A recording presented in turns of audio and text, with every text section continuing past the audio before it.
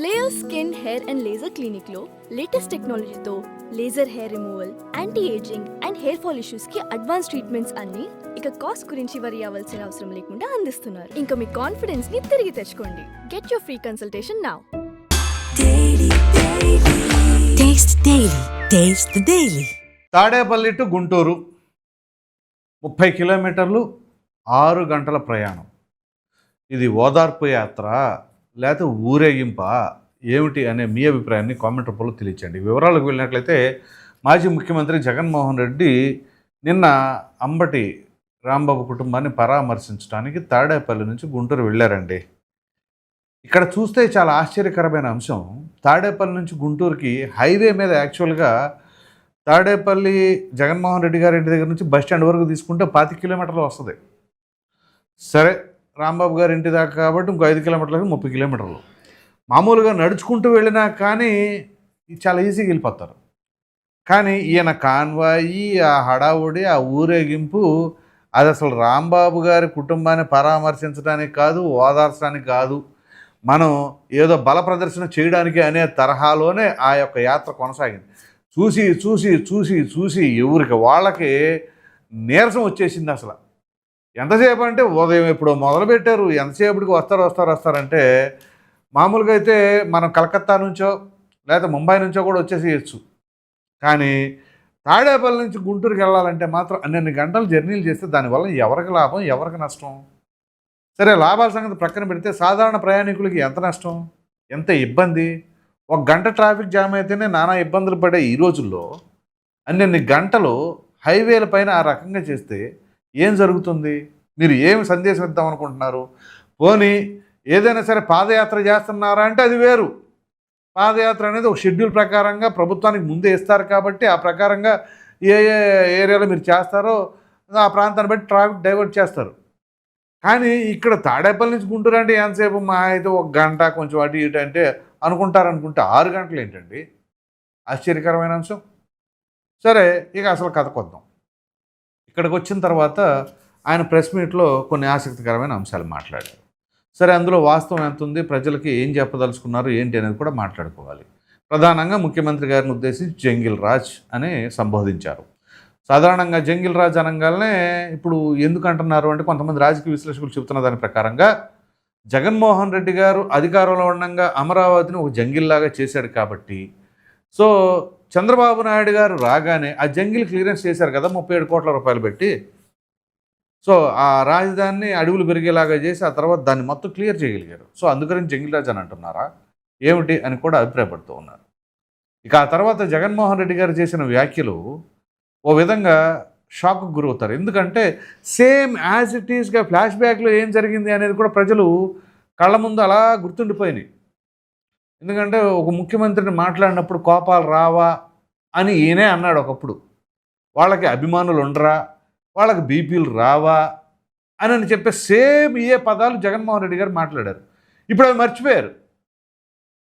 ఏదో 2 మాటలు డొల్లారు అంబటి రాంబాబు గారు, ఏదో 2 మాటలు డొల్లాడంట. ఏంటది ఏదో 2 మాటలు డొల్లటం?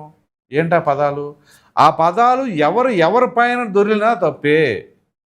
అంతెందుకు, ఒక సాదా సీదా లేకపోతే ఒక యాచకుడినైనా సరే ఎవడైనా సరే అనమనండి, ధర్మం చేసేవాడు 10 రూపాయలు ఇస్తాను ఆ మాట అనమనండి. యాచకుడిని అన్నా కానీ ఆ బొచ్చి పెట్టి మొహం మీద కొడతాడు. ఆ మాట ఎవడో పడ్డం. మరి అటువంటిది ఆ మాట నేనేదో తొందరపడి అన్నాను అని చెప్పేసి పశ్చాత్తాపం చెందినా అది క్షమించే గుణం అనుకోవాలా? ఒకటి. ఇక దాని తర్వాత జగన్మోహన్ రెడ్డి గారు మాజీ ముఖ్యమంత్రి అండి, మాట్లాడేటప్పుడు చాలా ఆచితూచి మాట్లాడాలి. సామాజిక వర్గాలు ఎందుకు? కాపు సామాజిక వర్గం ఏంటి? కాపు టైగర్ అంట ఆయన. అసలు కాపుల్ని ఒక విధంగా బలి చేస్తుంది జగన్మోహన్ రెడ్డి. పేరు నాని అలాగే పవన్ కళ్యాణ్ మీద గుసుగొలిపి కదా ఆయన కెరీర్ నాశనం అయిపోవాలా? అప్పుడు దాకా పాపం పేరు నానికి ఒక మంచి ఇమేజే ఉంది. కానీ ఈ కాపుల మీద కాపుల్నే వదలాలనే టార్గెటెడ్గా ఇటు నుంచేమో పేరు నాని, అటు నుంచి గుడివాడ అమర్నాథ్, మరో ప్రక్క నుంచి అంబటి రాంబాబు. ముగ్గురు పోయారుగా, ముగ్గురు మాజీ మంత్రులేగా, మళ్ళీ కాపు టైగర్ అని చెప్పేసి ఇక్కడ జగన్మోహన్ రెడ్డి అంటున్నారు. ఒక రెడ్డి టైగర్ని వదలండి, ఒక రెడ్డి టైగర్ని మాట్లాడమనండి. ఇలాగా రెడ్డి సామాజిక వర్గం నుంచి ఏ ఒక్కరు ఇలా మాట్లాడరు, ఇతర సామాజిక వర్గాల వాళ్ళ చేతే మాట్లాడిస్తారు. ఇది ఎందుకు ఆలోచించట్లేదో మిగిలిన వాళ్ళు కూడా అర్థం చేసుకోవాలి. అలాగే జోగి రమేష్ ఎపిసోడ్ రేపు ఉంటుందిలే, రేపు ఉంటుంది మళ్ళీ యాత్ర. అది రేపు ఎన్ని గంటలు చేస్తారు, ఇబ్రహీంపట్నం, తాడేపల్లి టు ఇబ్రహీంపట్నం, అది చూద్దాం, అది రేపు మాట్లాడుకుందాం. ప్రస్తుతం అంబటి రాంబాబు గారి గురించే మాట్లాడదాం. సో ఇది కాపు టైగరు అది ఇది అని చెప్పేసి అంటున్నారు. అసలు బాధించబడ్డ అంబటి రాంబాబే అనలా నాది కాపు సామాజిక వర్గం నన్ను టార్గెట్ చేశారని ఆయన అనలా. అఫ్కోర్స్ ఆయన కూతురు మాత్రం అన్నారు అనుకోండి. కానీ జగన్మోహన్ రెడ్డి వచ్చేసి కాపు సామాజిక వర్గం అని చెప్పేసి మాట్లాడుతున్నారు అంటే మరి దళితులని ఆ రకంగా చేసినప్పుడు ఎప్పుడు మాట్లాడలేదే మీరు అధికారంలో ఉండగా? సరే దాడి చేయడం తప్పే, ఇప్పుడు మాత్రం అంబటి రాంబాబు ఇంటిపైన దాడి చేయడం కరెక్ట్ అని ఒక్కరు అనరు, అది అన్న వాళ్ళను కూడా ఖండించాలి. సో ఆ రకంగా టీడీపీ కావచ్చు, జనసేన కావచ్చు, ఎవరైతే ఆవేశపడి వాళ్ళ ఇంటిపైన వాహనాలను ధ్వంసం చేశారో అది మాత్రం ఆక్షేపణీయం, అది ఖచ్చితంగా ఖండించాల్సిందే. అక్కడ ఇంట్లో మహిళలు ఉన్నారు, అది ఏమాత్రం కూడా ఎవరు ప్రభుత్వంలో ఉన్నా ఎవరు నోరు జారినా ఎవరు ఏం చేసినా ఆ ప్రకారంగా దాడి చేయడం అనేది కరెక్ట్ కాదు, ఖండించాలి. కానీ దానిని అడ్డం పెట్టుకుని కులాలను తీసుకొచ్చి మాట్లాడటం అనేది ఏమాత్రం కూడా సమంజసం కాదు. ఇక్కడ సంబంధం లేకుండా ఇది మాట్లాడుతూనే ఉన్నాడు, కల్తీ మద్యం అని చెప్పేసి మళ్ళీ జోగి రమేష్ని తీసుకొచ్చారు, కల్తీ మద్యం అని చెప్పేసి అని మళ్ళీ దాని గురించి మాట్లాడుకుంటూ వచ్చారు. ఆ కల్తీ మద్యం గురించి మాట్లాడే నైతిక హక్కు వైసీపీ వాళ్ళకు ఉంటుందా అని కూడా ప్రశ్నలు సంధిస్తూ ఉన్నారు. ఎందుకంటే అసలు ఆ కల్తీ మద్యం, అసలు మద్యం పాలసీని మార్చేసి మొత్తం నానా అతలాకుతలం చేసేసి వాళ్ళ అనారోగ్యాల పాలైపోయి, ఇంకొంతమంది ప్రాణాలు కోల్పోయి, ఇంకొంతమంది కుటుంబాలు చెదిరిమైపోయి, దీనంతటి గల కారణం జగన్మోహన్ రెడ్డి గారి ప్రభుత్వంలో ఆయన ప్రవేశపెట్టిన ఆ మద్యమే అని చెప్పేసి అన్ని రకాలుగా ఆ రకంగా మొన్న పాఠాలు నేర్పించిన మరలా తిరిగి దాని గురించి మాట్లాడుతూ బెల్ట్ షాపులు అది ఇది, సరే బెల్ట్ షాపులు ఉండటం తప్పే, దాని మీద అత్యధిక ధరలు అమ్ముకోవడం కూడా తప్పే, కానీ వీళ్ళేమి చేయలేదు అని చెప్పేసి ఆయన తప్పించుకుంటున్నారు చూసారా, అది రాంగ్ అని. సో అప్పుడు వాళ్ళు చేశారు, ఇప్పుడు వీళ్ళు చేస్తున్న దాంట్లో కొన్ని తప్పులు ఉన్నాయి, దాన్ని ఖచ్చితంగా ఖండించాలి. కానీ ఆ ఖండించే హక్కు వీళ్ళకు ఉందా లేదా అనేది కూడా ప్రశ్నిస్తూ ఉంటారు. ఇక రౌడీయిజం, రాక్షస రాజ్యం అది ఇది అని అంటే మీరు మొదటి నుంచి గమనించండి. ఇప్పుడు జగన్మోహన్ రెడ్డి గారు 24లో ఓటమి చెందినప్పటి నుంచి ఆయన యాత్రలు కనుక గమనించినట్లయితే చాలా చాలా కీలకమైన అంశం ఇది, గుర్తుంచుకోండి. తెనాలిలో ఆ గంజాయి మోక, రౌడీ మోక వాళ్ళని పోలీసులు కొట్టినప్పుడు వెళ్ళారు. అక్కడ విగ్రహావిష్కరణ కార్యక్రమంగా రెంటపాళ్ళ సత్యనపల్లి దగ్గర వెళ్ళి అక్కడ సింగయ్య అనే వ్యక్తి మృతికి, అతను కాకుండా ఇంకో ఇద్దరు ఇండైరెక్ట్గా మరణానికి కారకులయ్యారు. బంగారుపాలెం మామిడి రైతుల పరామర్శకు వెళ్ళి అక్కడ మామిడికాయల ధరలు లేవని చెప్పేసి మామిడికాయలనే ట్రాక్టర్లతో దొక్కించిన ఘనత వీళ్ళది. అలాగే మిర్చి రైతుల దగ్గరికి పరామర్శకు వెళ్ళి గుంటూరులో అక్కడ మిర్చి టిక్కీలు ఎత్తుకుపోయి ఆ రైతులు పాపం గగ్గోలు పెట్టేలాగా చేసిన ఘనత జగన్మోహన్ రెడ్డి గారి పర్యటనలోది. పొగాకు రైతులు వాళ్ళకు మద్దతు ధర లభించట్లేదు అన్న సమయంలో అక్కడికి ఈయన పర్యటన చేసినప్పుడు అక్కడికి వచ్చిన కొంతమంది ఆ పొగాకు ప్యాకెట్లను, ఆ కట్టలనంతా ఎక్కతక్క తొక్కి మొత్తం నాశనం చేసేసింది ఈయన హయాంలోనే. ఇక్కడ ఏది జరిగినా ఇట్లాంటి ఘటనలు. ఇప్పుడు అంబటి రాంబాబు గారు నోరు జారిన పిదప దాన్ని పరామర్శించడానికి వెళ్ళారు. సో ఇవన్నీ ఒక ఎత్తు. అయితే ఇక్కడ గమనించవలసిన అంశం, జగన్మోహన్ రెడ్డి గారికి ఈ యాత్ర అనేది ఎవరికైనా ఏదైనా జరిగినప్పుడు మాత్రమే చేస్తున్నారా, లేకపోతే ఈయన యాత్ర చేయటం కోసం వీళ్ళతో ఏదైనా చేపించుకునేలాగా చేస్తున్నారా? ఇది పెద్ద ప్రశ్న. ఎందుకంటే అంబటి రాంబాబు నైజం అది కాదు. ఈ ఎపిసోడ్లో ఆయన ఎప్పుడు కూడా ఎలా పడితే అలా మాట్లాడే వ్యక్తి కాదు, చాలా హుందాగానే మాట్లాడుతూ ఉంటారు, సహేతుకంగానే విమర్శిస్తారు. అటువంటి వ్యక్తి బ్యాలెన్స్ తప్పి మాట్లాడారు అంటే దీని వెనకాల ఏదైనా ఉన్నదా?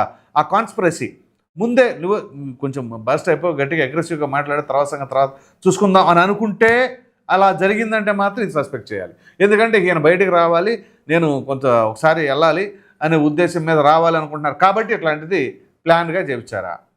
అలాగే జోగి రమేష్ విషయం అంటే దానికి స్క్రిప్ట్ ఏం అవసరం లేదు. ఎందుకంటే అంబటి రాంబాబు ఎప్పుడైతే ఇలా మాట్లాడారో ఏమో నేను వెనకబడిపోతున్నానేమో అన్న భావన వచ్చేసిందేమో ఆయనకి. అంబటి రాంబాబు డామినేట్ చేసేస్తున్నాడు, జగన్మోహన్ రెడ్డి గారి దగ్గర ఇమేజ్లు కొట్టేస్తున్నాడు అని చెప్పేసి ఈయన కొంచెం కంగారు పడిపోయి ముందే నోరు జారేయడేమో. ఆ రకంగా ఎట్లా పడితే అట్లా మాట్లాడాలి, ఇంక మనం గట్టిగా మాట్లాడాలి, అది నోరు జారడం కూడా కాదు కావాలని మాట్లాడదేమో అని కూడా విమర్శలు ఉన్నాయి. సో ఇక్కడ ఏ రకంగా చూసినా అది ఓదార్పు యాత్ర, ఆ కుటుంబానికి భరోసా ఉండడానికి ధైర్యం చెప్పడానికి వచ్చినట్లుగా లేదు.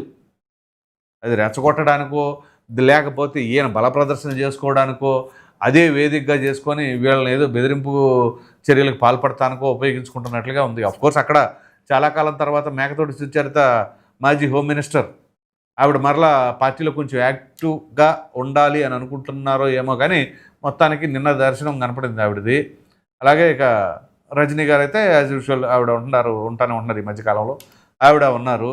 సో ఈ ప్రకారంగా ఇదంతా కూడా ఒక పక్క ప్రణాళికబద్ధంగా జరిగిందన్నట్లుగానే ఉంది. సో ఇదే ఇక్కడ అంబటి రాంబాబు గారు ఎపిసోడ్లో ఆయన యాక్చువల్గా పరామర్శించాల్సింది ఎవరిని?